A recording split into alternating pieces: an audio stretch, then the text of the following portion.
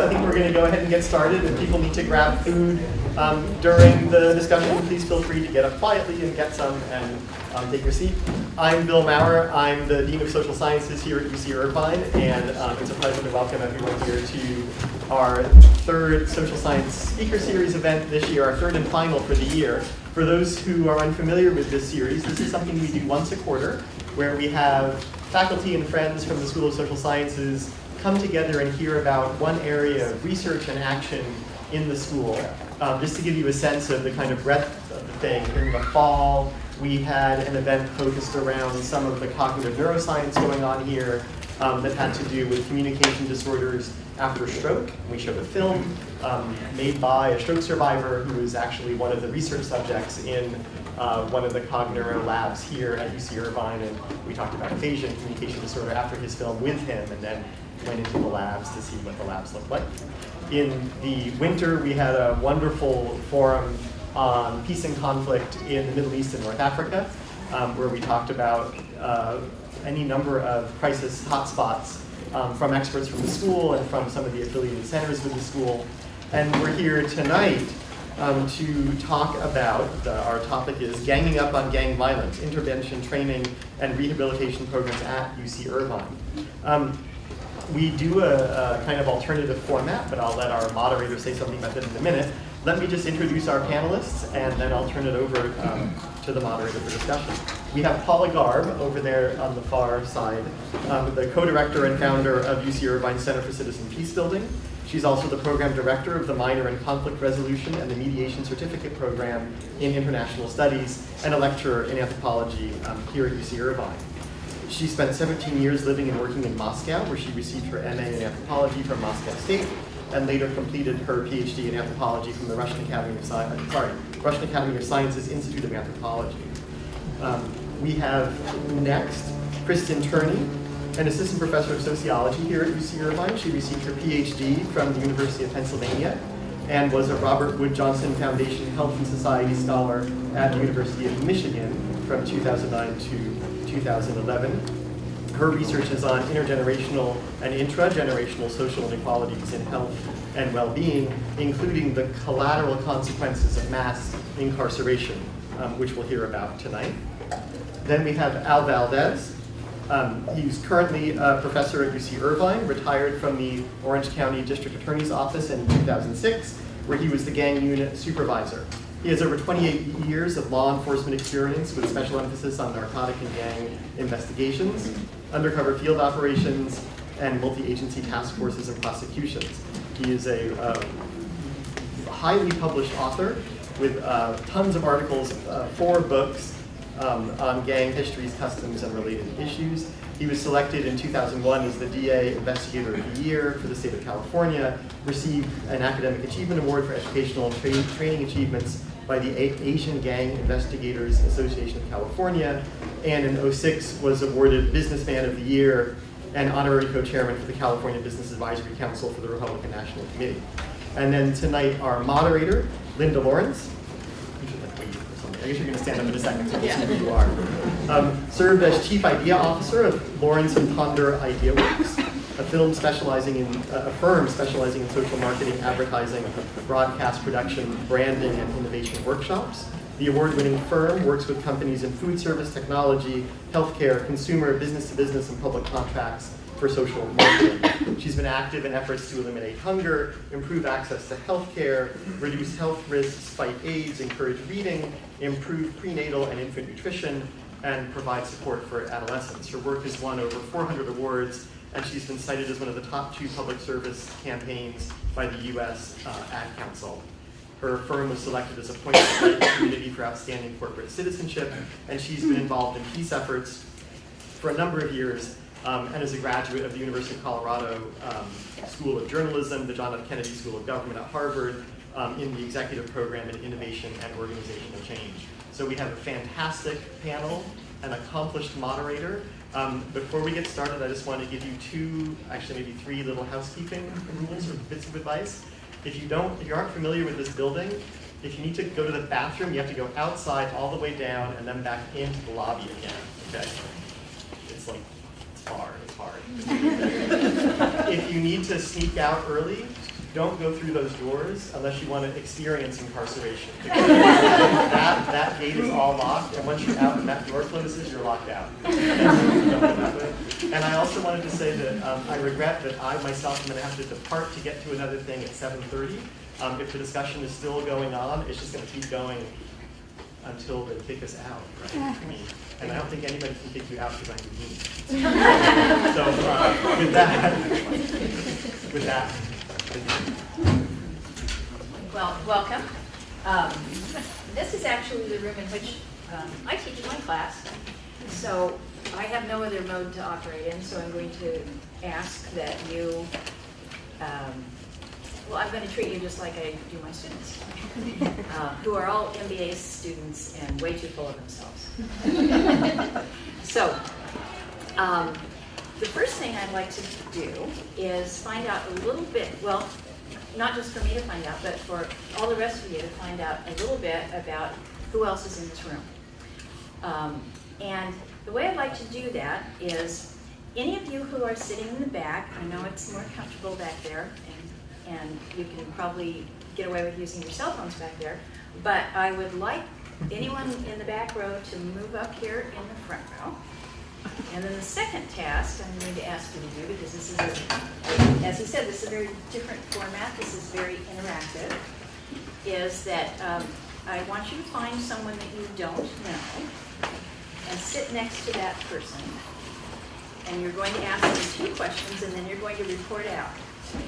And that is, what's the person's first name, and what they do for a living, very briefly, like student, public defender.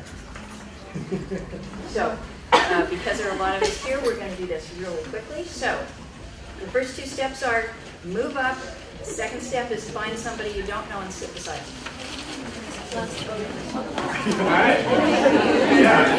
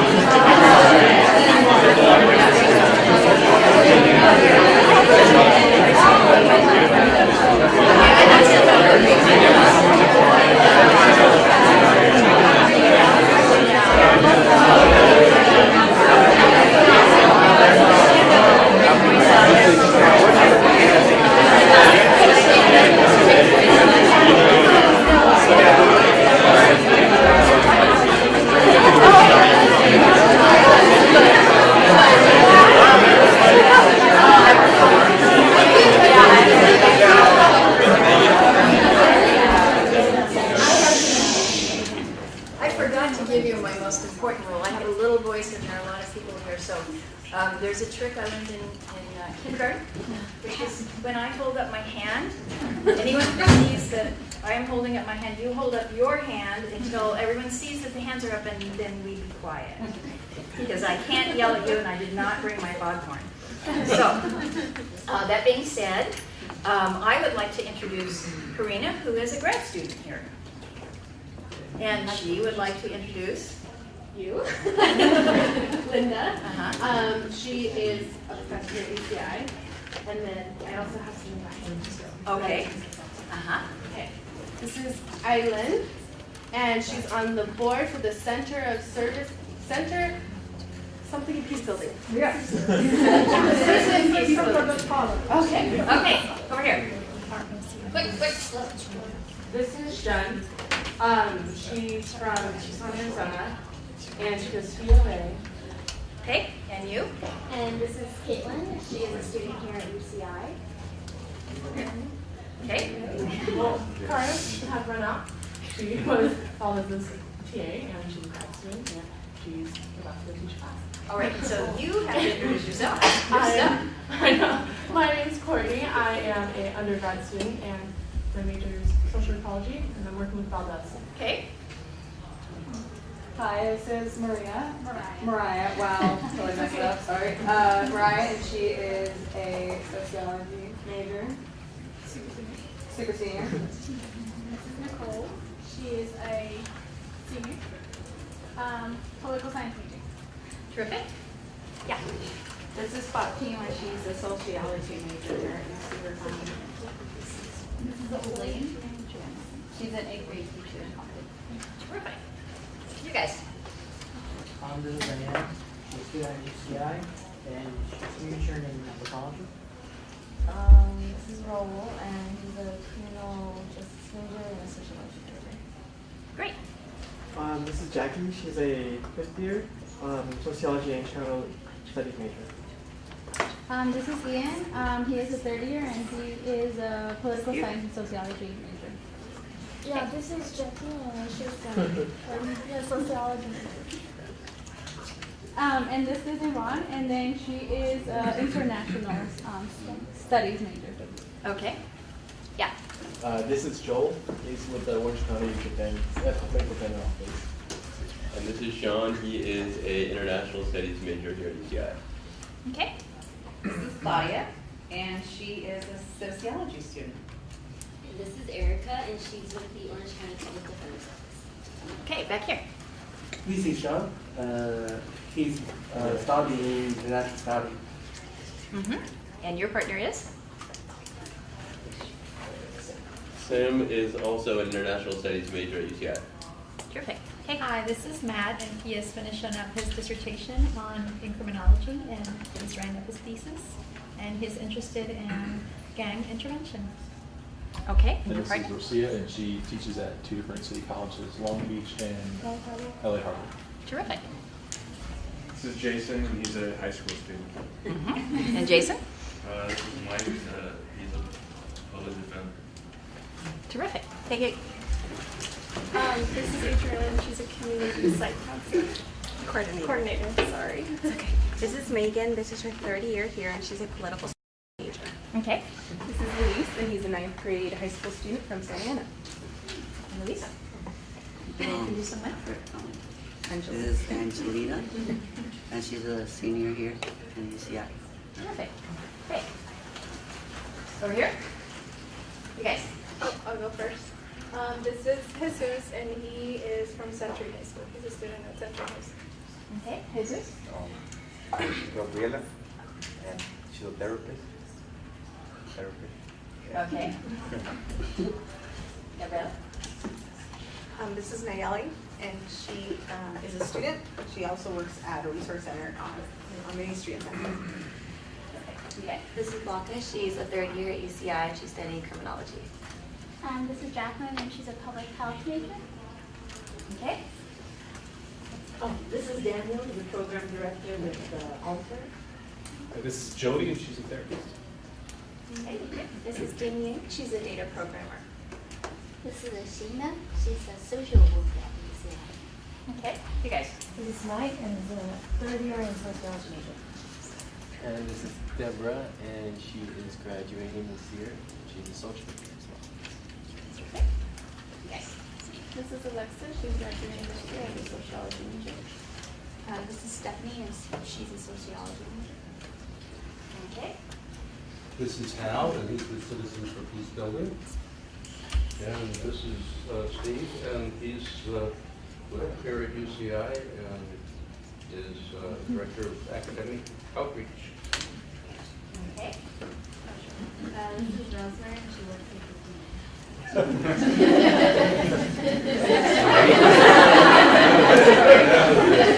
I'd like you to meet Charlene. She's a 4th year student, and she's a business economics major and sociology.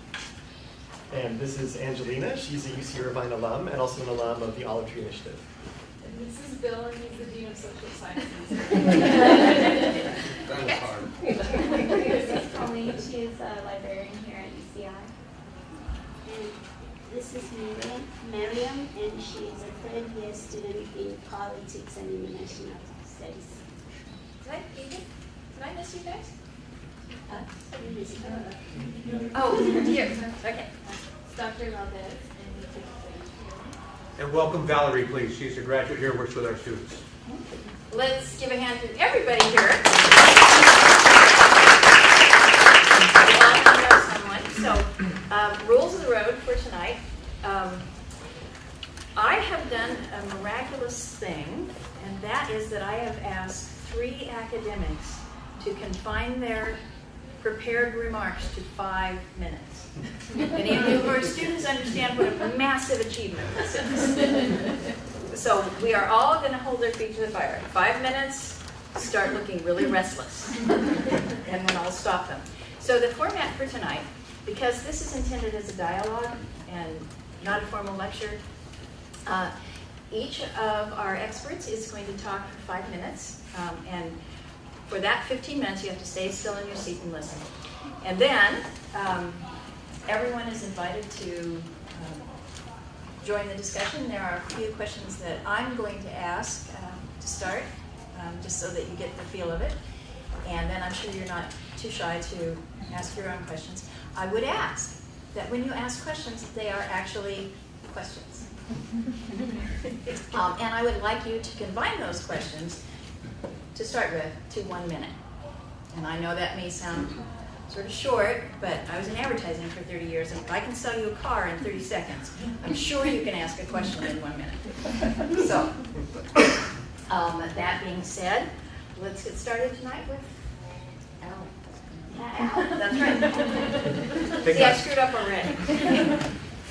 I thought I might start off by giving us a little idea of why we do this. My current research right now is looking at the impact of injunctions on the people in the area, not necessarily the gang members, but the citizens who live in the area.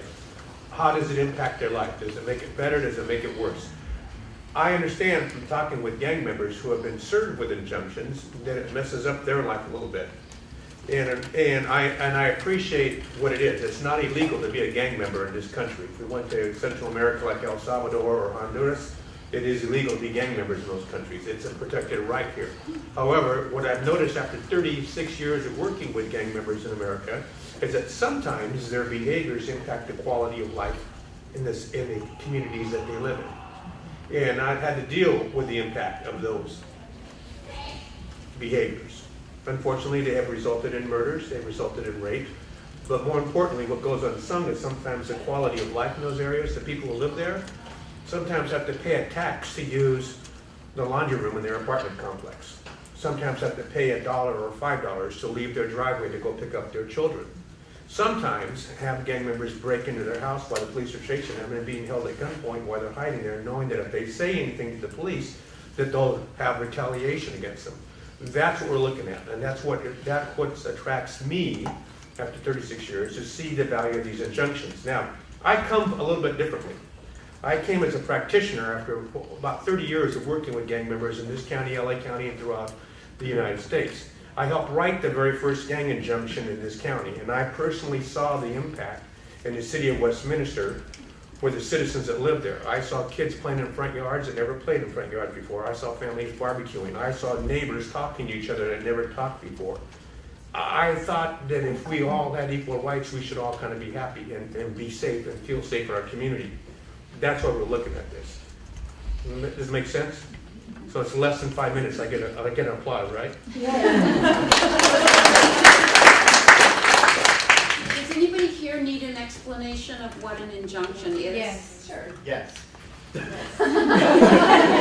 There will be a quiz afterwards, so right there. That's teasing.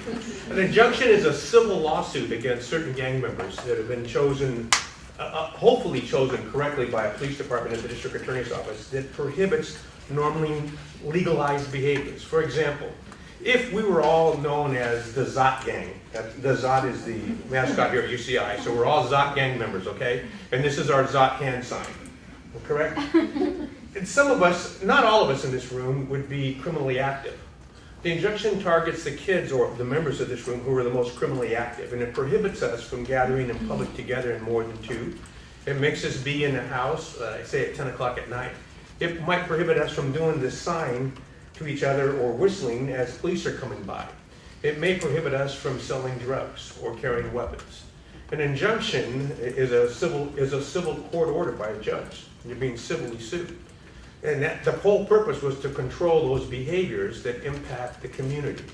In theory, it's supposed to work if it's done properly. Now, there's been some injunctions that procedurally were done wrong, and the gang members who were served those notices were able to prevail in the court and maybe even get some monetary compensation. But if they're done correctly, it prohibits those behaviors that allow the gangs to function criminally within a specific neighborhood. So it's geographically specific, targets specific gang members only, and it prohibits normally legal behaviors. And I think therein lies a lot of problems because a lot of community citizens don't like the ability not to associate in public, for example, right? And because I just finished telling you it's not illegal to be a gang member, correct? So therein lies a dilemma. Does it make sense? Good. Quiz later. Okay, great. And so, while it's not necessarily illegal to be in a gang, a lot of gang members end up in prison or jail, right? And so my research studies the effects of being incarcerated on actually not just the men who are mostly incarcerated, women of course are incarcerated as well, but mostly men, on the family members and children of the incarcerated. So a couple of things you need to know, you might already know about incarceration, this sort of stuff is sort of always in the news media. It's increased rapidly in the past 40 to 50 years in the United States. The incarceration rates sort of in this decade, maybe not today exactly, I think they've gone down a little bit actually in the past couple of years, but in this decade are about 5 to 7 times higher than they were 40 years ago. The United States is really special in that it incarcerates more people than any other westernized country. And then the third thing, and probably the most important thing, is that incarceration is unequally distributed across the population. So what do I mean by that? What I mean is that minority men and women, but I'm sort of mostly focused on men, and those with low education who are living in poor neighborhoods are much more likely to be locked up than their white or sort of more highly educated counterparts, and not because they're committing more crimes, right? So there's that, and a lot of people sort of initially became really interested in mass incarceration and why it affects people, and how it affects those who are incarcerated. And a lot of people initially were interested in sort of recidivism, so does being incarcerated sort of affect whether or not you'll commit crimes in the future? And that's certainly important as well. But what I'm really interested in is sort of the spillover effects of mass incarceration. So the effects on romantic partners of the incarcerated, the effects on the children of the incarcerated, and also a little bit, not less so mostly because of data limitations, but on sort of the parents of the incarcerated, right?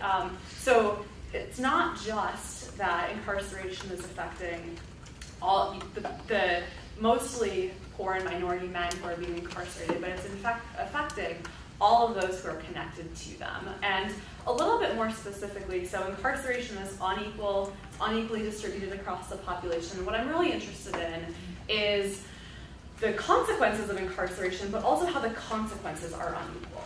So how the incarceration of a spouse, a partner, romantic partner, or father may affect different groups of people differently. And so I'll save any more for later. Okay, so I'm going to talk about my experience with this whole community and problem of gangs and the violence associated with gangs. Because I invited to a conference we had in June of 2000 where we had people from 8 different war zones from around the world. And in fact, our Center for Citizen Peace Building got started right after that. We have some brochures over there, so please help yourselves. And I did invite some people from Los Angeles who were working to prevent violence and worked with gang-ridden neighborhoods. because I felt like we had a war zone right next to us that we also needed to look at, and wouldn't it be interesting to see the differences and such. And so I got invited to teach the kind of facilitation and violence prevention and reconciliation that I knew about in my research and from my activities in other parts of the world. I was invited to present that to gang intervention workers in LA, most of whom, it was explained to me, had not gone through school, most of whom who had spent their whole lives in 4 square blocks, and see how they fit into this worldwide community and network of people trying to prevent violence all over the world, and people who were in negotiating peace treaties, very similar to the kinds of peace treaties in LA. So, of course, I walked in the room and I had no street cred. And one of the first questions I asked after a few people were talking was, so what's a gang injunction?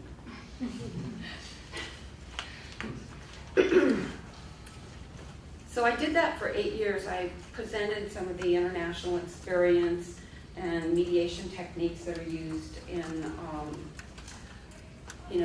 communities and courts around us, and presented it knowing that I don't do the kind of work they do and don't have their experience, but they would adapt it. And so I had a tremendous learning experience, and most of all,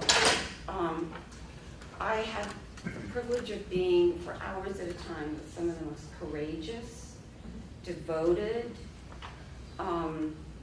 human beings who had incredible spiritual and life-changing transformations, most of whom in prison. And they all had stories of how they went from being a violent gang member and what brought them into that life. And to me, my research is all about how do you get out of that? How do you heal communities? And I would love to share with you the kinds of things that I learned. It also changed my whole teaching way, because I came in with PowerPoints that my students at UCI tolerated. I even thought they liked them. And then I would see these guys, women, men, throughout the day, they'd just get up and walk out and never come back. So I had to learn how to tell stories and how to lighten up in terms of, the schedule of the day, and I had to be able to go where they were going with their storytelling. Linda had an opportunity with me to go into that world. So I did that for 8 years, and for 2 years now, we have brought that same program to UCI in partnership with the OC Department of Education. And we got off to a pretty good start. We just have a different kind of student. These students want PowerPoints. Most of them have a master's degree in social work or in policing. So it's a different. There are some people who are street workers, and maybe I need to explain what a gang intervention worker is. Do I? Yes. So it can be people who work in agencies, who work in wraparound agencies, who work with kids who have gotten into trouble. They could be probation officers. That kind of thing that most of us know are the people who deal with youth at risk. The Orange County Department of Education, because it's a partnership with them, our focus really is on youth, whereas in LA, the focus was a lot too on older people, not just school age. So gang intervention workers can be very highly educated social workers or that type, or they can be former gang members. And my understanding was that the former gang members, who had the entree, who had the street cred, who had gone through these transformations, who knew the life and the psyche of these kids, had the best chance of making a difference. So I'm going to just end with one other thing. Over the 8 years that we were that I was there teaching them, we started out with a conversation, or they started out with a conversation, LAPD this, LAPD that. They had these horrendous stories of how much they had to fight the LAPD and how little trust there was between them. And over those 8 years, that shifted into a partnership, which has had a whole lot to do in LA with how some of the gang violence has really been put under control, because there's trust of the police. They're actually gang units whose whole job is to be in the neighborhood and work with the gang intervention workers to kind of each do what they're good at. The police are good at investigating. The gang intervention workers may know a lot, but if they speak about what they know, they may not survive. And I went to a few of those funerals of guys who were accused of that. So huge and important shifts can take place that we're hoping in Orange County will have a similar kind of dramatic effect as we see gang violence on the rise in Orange County. And we don't have the kind of history of public agencies that are especially meant to work with gangs. And we don't have gang intervention workers filled with this in this classroom. So we hope to make a difference in Orange County by just being really culturally appropriate and understanding, you know, we're in a different context and there are different kinds of groups to work with. So it'll be a great privilege to talk to my colleagues and you more about the things that interest you. I have a question actually from the audience before we get to the next section. How many people in this room have been in or know someone fairly closely who has been in a gang?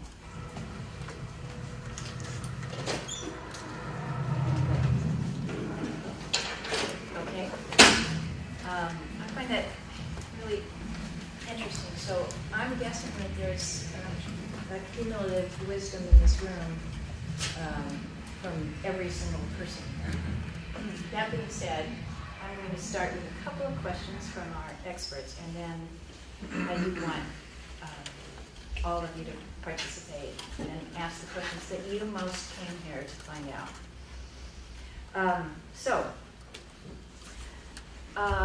Paula, I'll start with you. How does teaching in gang intervention differ from what you did around the world? So what I was teaching them mediation. That was my real focus. How to be a third-party intervener, a neutral third-party intervener. And what I found in the very beginning when they were doing role plays, and actually through at least the first 4 years, they would role play, and the mediator role playing would be knocking guys' heads together, like saying, you do this, or you're bad at that, and you should. So they were judging, and as they said, you know, knocking heads together.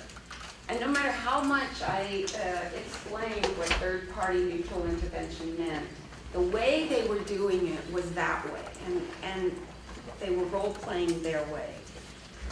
Eventually, I actually had some students who had resisted that come back and later co-teach with me because they had taken it out into the communities and tried it. I already told you about the storytelling. There's no way you can have that kind of group of people with a lot of rich stories themselves and loving to listen to rich stories deal with PowerPoints and structured lectures that may or may not be interesting. And very humbling, really humbling to be around people with that much courage and commitment and, you know, internal spirituality, like, you know, is really authentic. So there's a book I was just reading now about Middle East peace builders, Mark Bogan, called George Mason, and he's written about Arab and Israeli peacemakers, and what he's finding most common about them is their their ability to self-reflect and to see in themselves their responsibilities. And they're not out there, they're here, always turning it back. And so that's what I found with these guys too. A lot of their self-reflecting and spirituality that we rarely run into. Building a little bit on that and what you were talking about before, when she said she saw the shift over 8 years from the police becoming partners, can you tell me a little bit about, you talked about the transformation of the neighborhoods that you've been in, a part of which was the enjoining the behavior, but what else happened there in order to convert a place where you had to pay a bribe to do your laundry to a place where you could barbecue with your kids? Actually, what we see is police change their whole strategy. Police, like many professions, I found that they stereotype people. Let me ask you a question. I mean, if somebody asks you, what does a gang member look like? And what's the first thing that pops in your head? Right? For most Latino people, it's going to be a Latino kid with a shaved head, right? Baggy clothing. But if you're African American, it's somebody in a FUBU outfit, right? And a Muslim t-shirt. What does a gang member look like? And there is no typical gang member. That's the problem. Now, because we get sometimes tunnel vision, it's my opinion that if the commander says go find gang members, the troops, the cops are going to find gang members everywhere because that's what they're looking for, and they've been unable to step back and really see. There's a current phenomenon that's been happening in the last 8 years. The American gang culture has been popularized. I have 5 sons. My baby, my 21-year-old baby, calls me Holmes. And I said, no, mijo, no, I'm your dad. Call me Pop, call me Jerk, but don't call me Holmes, because that's a specific term that gang members sometimes call each other. Essay and Holmes, homeboy. And he says, Dad, everybody calls themselves that. I'll call you Dog. No, mijo, I'm your dad. Okay, Pop's dad, whatever it is. We've done a great job of commercializing American gang behavior, that kids nowadays dress like gang members, talk like gang members, walk like gang members, but are not truly gang members, not recognizing that the clothes they're wearing is sort of a uniform for the bona fide gang members. This is April. In March of last year on YouTube, there were kids in Bangkok, Thai kids in Bangkok, dressed, talking and walking exactly like old school Latino gang members. Because we have commercialized this. So I've seen that trend, and police officers now are being trained that it's not what you wear that makes you a gang member, it's what? How you behave, right? How you behave. And that's the trend we saw. We saw police now starting to trust the community, and the community starting to trust the police with community policing techniques, putting policemen inside the adjoined area, and doing what they're supposed to do, protect the community, not necessarily harass the community, if that makes sense. Does it make sense? That's what we saw, I think. Maybe you can tell us a little bit about the role that the families of people who've been to jail play in that rebuilding of the community or fragmentation of the community. Good question. So the families are very important, right? And when thinking about sort of family members who are experiencing a who's incarcerated, the ripple effects are very consequential. So it affects, so if we're talking about, say, women and romantic partners of the incarcerated, we see that in some of my research, I find that their mental health takes a hit, right? So they're very stressed, they're very worried, they don't know when their partner is going to be released oftentimes. They don't, oftentimes prisons especially are located very far, oftentimes from where families are living, so it's very costly to maintain a relationship with an incarcerated man, even if he's the father of your child. So you need to get either gas money or take a bus or what have you, right? It's a very expensive thing. Prisons are also very regimented, so there's a certain time when you can visit.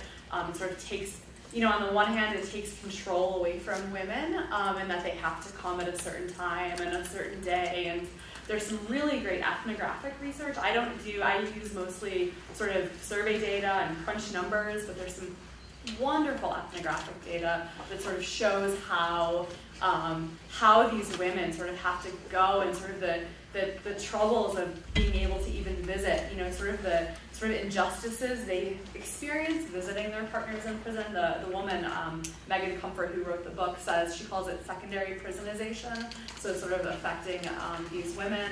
And then the role, it's interesting, and I don't think we know really the answer about when prisoners are released back into their families and communities.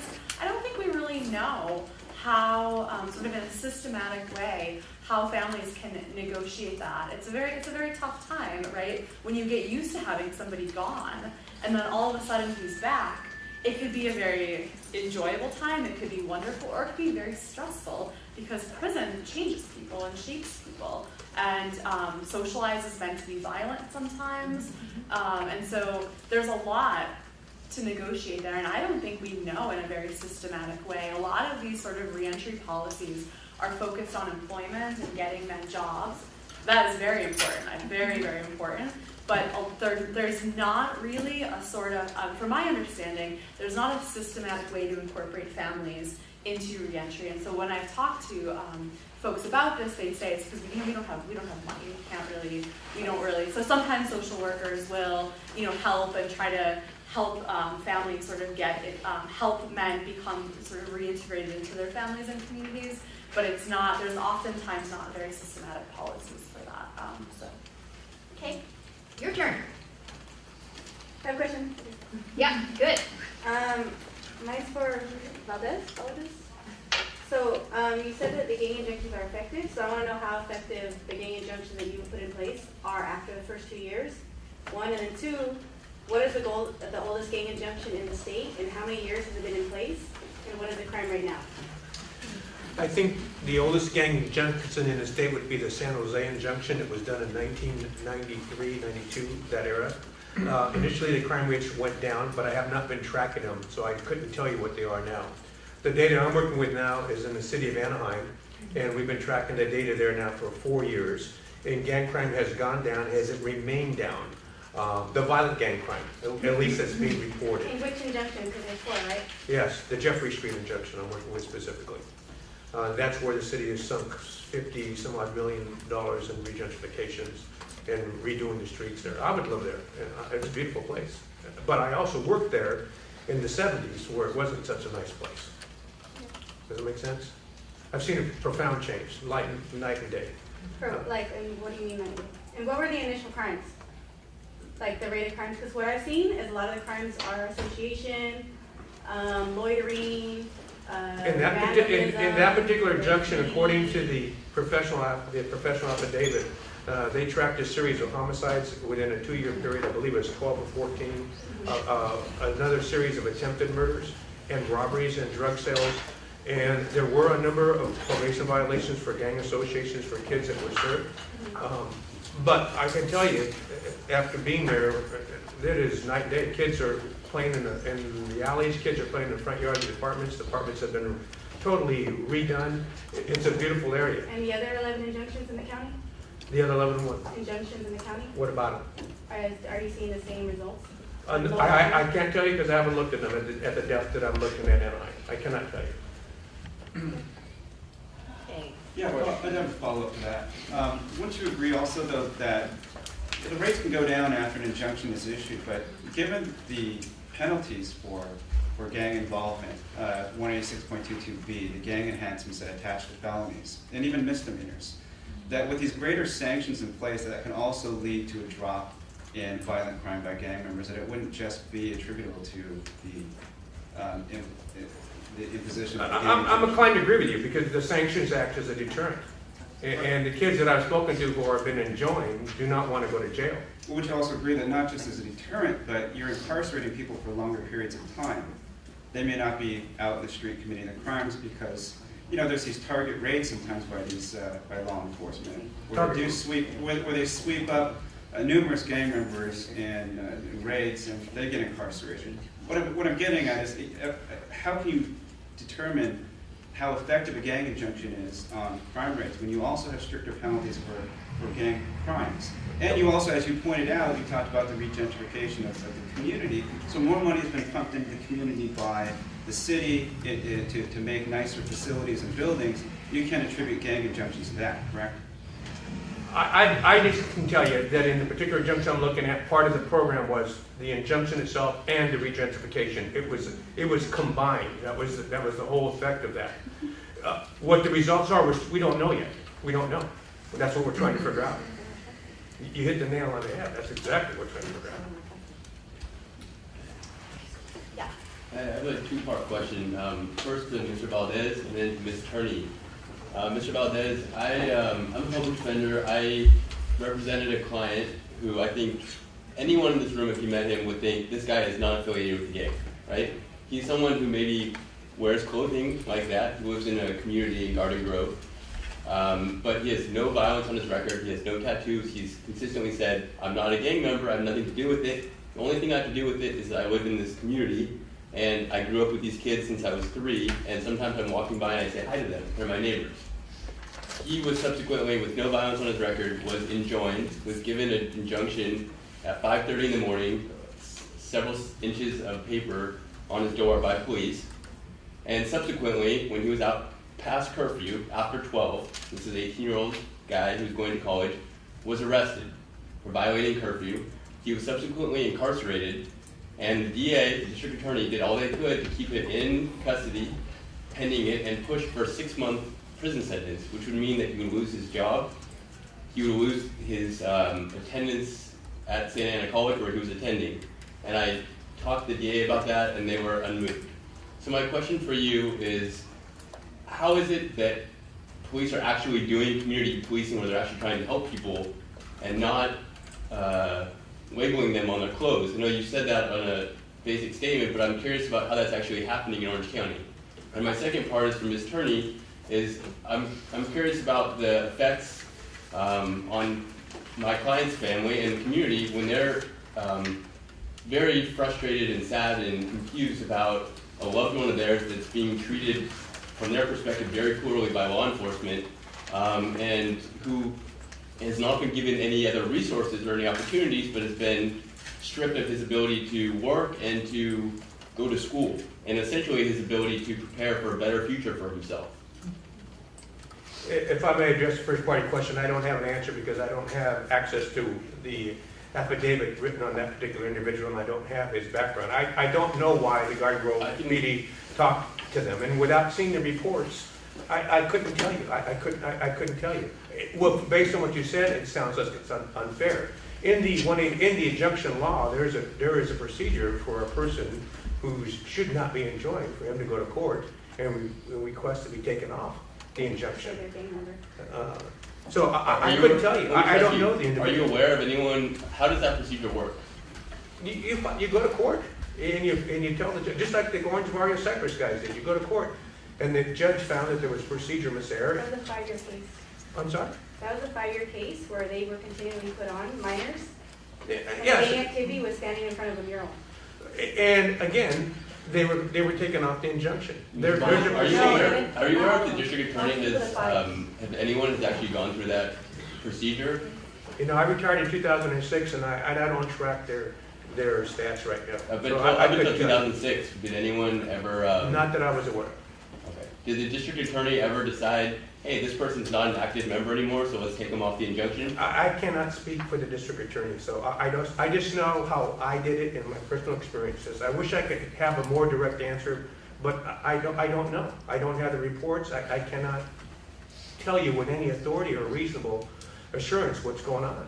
Okay, let me just ask you, I guess, what practically has changed in terms of the way that police are approaching communities, such that, from your perspective, they're employing community policing techniques, and they're trying to identify people based on their behaviors as opposed to what they look like.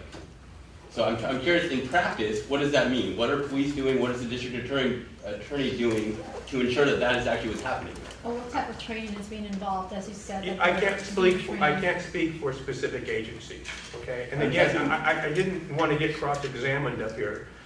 However, I'll tell you, you'll have to go to each specific agency and find out what training they're doing. Every agency does things a little bit differently, as you're well aware. And I don't speak for Garden Grove, Orange PD, and I don't speak for the district attorney. I speak on what the research that I'm doing now based on my experiences and what the data tells us. But when you say community policing techniques, what in practice, what does that mean? In practice, that means... What agency, what community? It means that a police officer is assigned to a particular area, meets the residents there, works with the residents, goes to the businesses, meets the students, and they see them, not necessarily in an enforcement point of view. That's what community policing does. It's aimed to build relationships between the community and the police department. That's in theory what it's supposed to do. Now, how it's done in each particular department, everybody has their own procedures, so it's difficult to kind of give you a general statement of how they work. I'm just curious about any, you can tell me anything or anything. You had asked a second part of this question. Let's give her an opportunity to answer that.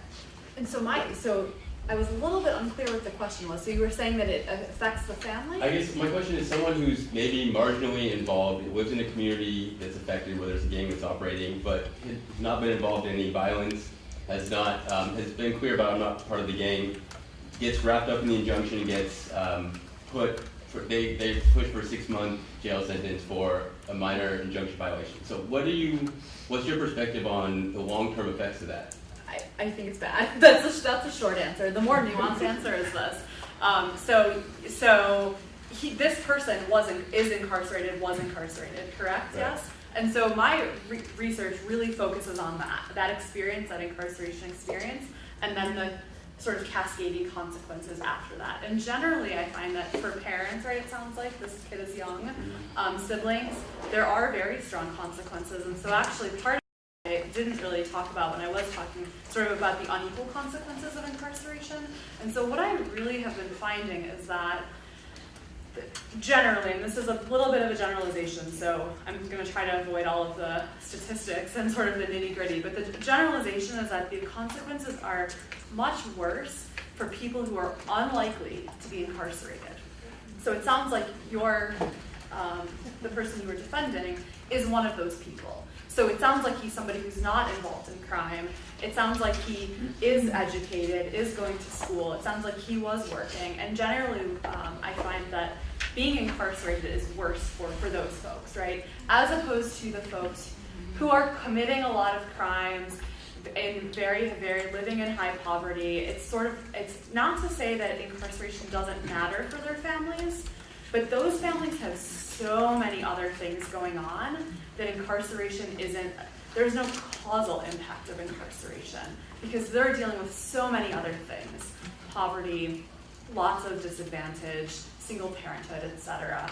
So it sounds to me that, sort of if I had to sort of put your person on a regression line, right? It sounds like, that yes, the consequences would be steep for his family, absolutely. So, it sounds like there's a lot of anger and passion towards the current narratives that are happening in our communities, whether it's on mass incarceration, war on crime, war on poverty, war on drugs, and everything. A lot of the research that I do and the work I do centers around bringing congregations into this conversation, and the PICO National Network has been working with doing Grace and Power trainings and having that conversation. So my question is, and any you can answer, is what are moving forward, what are other conversations happening on race and power? How is that being implemented into the services? And then are the conversations on restorative justice that are happening?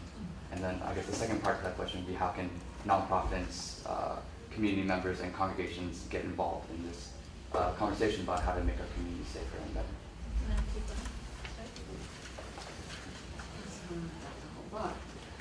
So definitely the 8 years I spent at Cal State LA, the Pat Brown Institute, with the gang, I think we trained over 700 people. The conversation was all about restorative justice. It was very anti-injunctions. I heard so many stories of how injunctions weren't working and how it made the work harder and made the problem worse. I don't do research on it. These are the narratives I heard, and they were consistent narratives over a long period of time. And definitely, the restorative justice model is the model that is being used in the training, both in LA and here. And I had one experience with the police who were assigned, their entire job was to be in this district and to interact with gang intervention workers in LA. And I just heard nothing but collegiality and a great interaction. For instance, there's a gang-related murder. Because of the injunction, the family can't a car wash together to raise money, to help the family in the old way.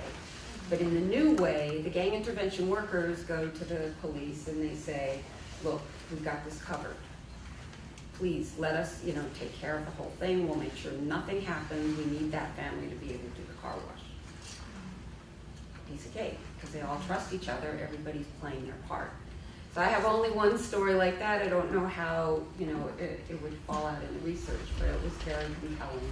That being able to talk and have conversations is really how it makes it work. Can I do one more thing here? I want to just give you a simple, what actually helped the shift, at least in the minds of 7 people that we've worked with. So when this is, these are the grassroots people. These are the middle people in a community or society. These are like the clergymen. These are the people, the opinion shapers, the more educated, the people turn to, right?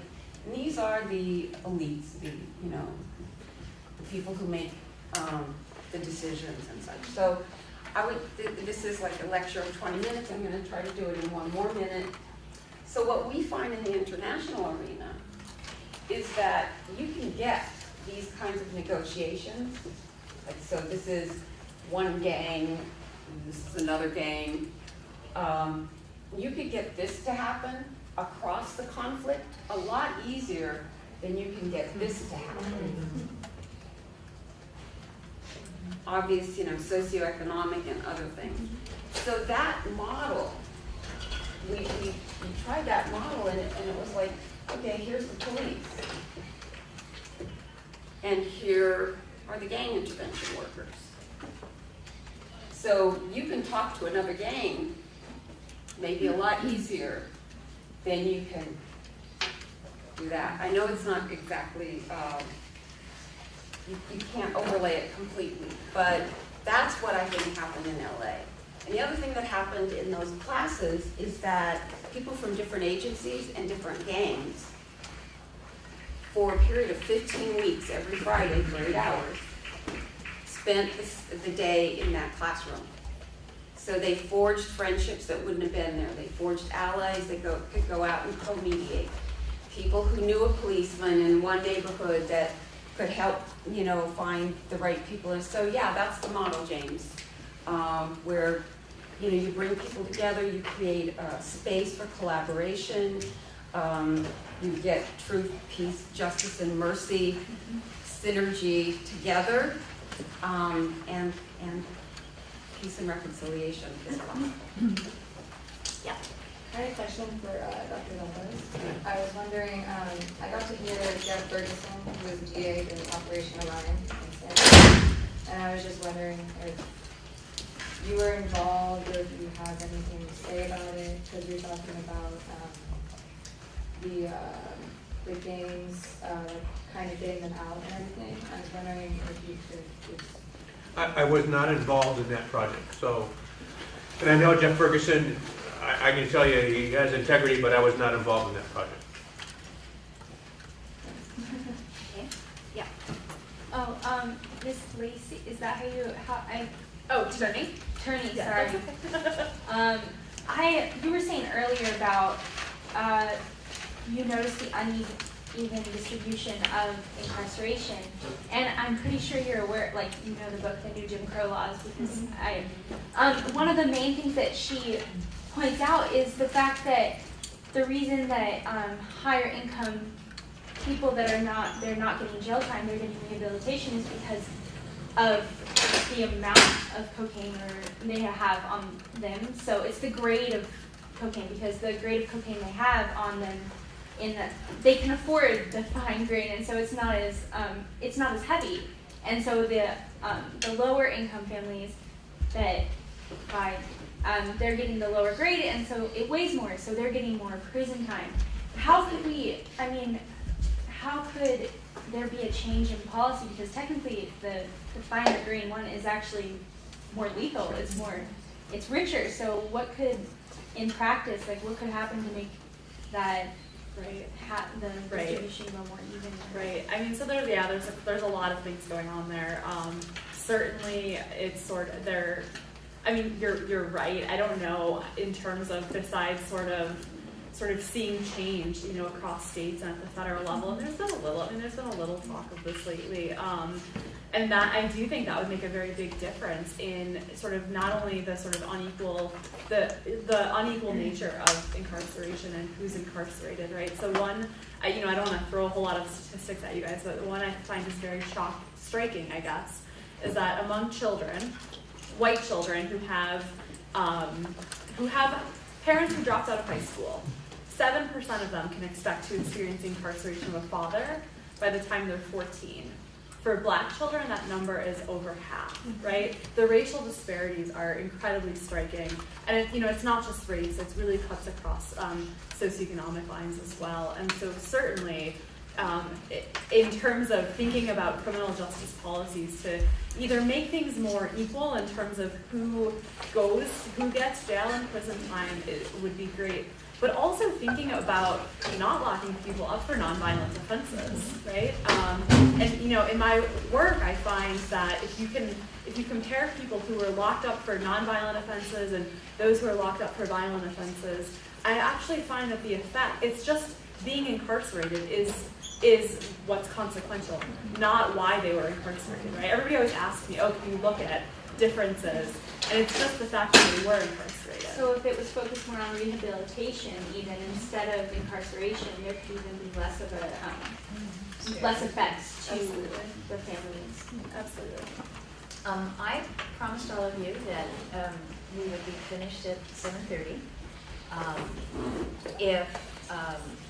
So, class dismissed. You can go away if you wish. I think I can probably talk our panel into staying for another 15 minutes if any of you would like to continue the Q&A session. So feel free to go if you need to. But if you'd like to stay and continue asking questions, they're here. All right. So I'm a graduate student in CLS, and my dissertation is looking at CGIs, actually. And so my question, which I can't answer this with any of the data I'm using, but I thought maybe you would have some knowledge of this. So obviously the big controversy is always the association clause, right? You can't meet together in public. So 20 years ago, obviously people hanging out in large groups, that was pretty common in a lot of these areas, but where I'm doing my research is up in East Los Angeles, part of LAPD, and you just don't see, the police aren't observing those groups as large as they once were. And so my thought kind of goes to modern technology, right? You have cell phones, you can text. I guess how effective, in general, moving forward, is an injunction going to be when we don't need to associate to get that information, or I can just text you at home, or I can put something on your Facebook or whatever. Do you see that injunction somehow, I guess, how would they respond to that, or do you think there's any way that you can respond to those, or is it just going to be something that will just kind of, I think the gang groups are not static. They change. Mm-hmm. For example, in El Salvador, during the Mano Dura program, when they made it illegal to be a gang member, the police used the facial and extreme facial tattoos and body tattoos as evidence of being in a gang. And over a period of about 4 years, the gang members stopped tattooing themselves, period. And were dressing like collegiate persons, right? And the gang still functioned, but they changed their MO, so to speak. Sure. And I do see the impact of technology changing that. I don't know what it is. We don't have enough data, but I think you're on the right track. I think people adjust their behaviors. When you can't do this, you do something else. And I think that's probably logical to expect that. Anyone else? Yeah. Well, my question is, I know that gang injunctions are very controversial. There's so many lawsuits against them. And I think when you generalize that they are effective, I think that it's questionable whether they are or not. And the other one is that community policing has changed them. Actually, Anaheim had a recent uprising, and there's so much tension between the police department and the community. So my question is, given that you're conducting studies on the impact of gang injunctions on community, and that you're pro-gang injunctions, how are you going to control for your bias? I am not necessarily pro-gang injunctions. I want to see what the data shows us. I said they can be effective if done correctly, and I'm talking the theory part. You mentioned the recent uprising on Anna Drive. I know many of my students at Westwood live on Anna Drive. I know many of the citizens in Anna Drive, and I know the impact of what the media did on that. And I think that if Anaheim PD had kept their community policing officers there, that incident would have never happened. Because of budgets, they removed those officers, and in a short period of time, those incidents happened. And with the bias of the media, I think the citizens got outraged. But Mr. Valdez, there was 12 murders. There were what? There was 12 killings by police on community members. Well, you're entitled to your opinion, and yes, the police killed 12 people. Doesn't make Anaheim PD murderers. I mean, the cases were reviewed by the police department, the DA's office, and I don't have access to that information like you don't. All we have is what the media tells us, right? Because we're not part of those criminal investigations, and not being part of those criminal investigations can allow outsiders to develop a bias of their own without knowing the circumstances. I, as a DA investigator, did officer-involved shootings in this county for a year. And I know what the papers wrote and versus what happened. And I'm not out to protect officers. If they did something wrong, we would have prosecuted them. But the cases I did, they were precluded from doing anything else, at least the ones that I personally did. I can't speak for the other ones, right? So I think generalizing 12 murders, there were 12 deaths. And the district attorney's office felt, for whatever reason, they were legal. I don't know what's going to happen civilly with them. I think in theory, injunctions should work. Because after we did the one in Westminster, I saw the people come out, I saw the children playing, I saw the community go completely different. And when the injunction was reversed, the community does not realize, and it was never published, but we received, Westminster PD received thousands of dollars from citizens to fight it. They wanted to fight it because for the first time in over 30 years, they felt the freedom to play in their community and to live in their community. But the newspapers never wrote that. The TV coverage never covered that. And I think what we're really weighing here is, do the rights of the many outweigh the rights of the few?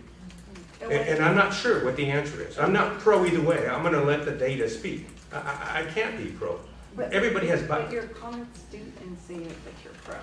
I'm sorry? Your comments do insinuate that you're pro. No, I'm just telling you based on my experiences, what I've seen.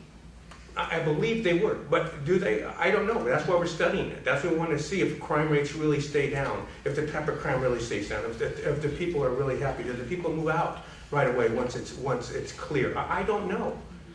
I've worked gangs for about 30 years in this county, and I've seen the impact in the community, people who aren't gang members. And I'm not saying gang members are bad, because the research clearly says that it's a really small percentage of the gang population that accounts for a disproportionate amount of the violence. But because of stereotyping in the media, everybody thinks that if you're an MS-13 gang member, that you're part of the world's most dangerous gang.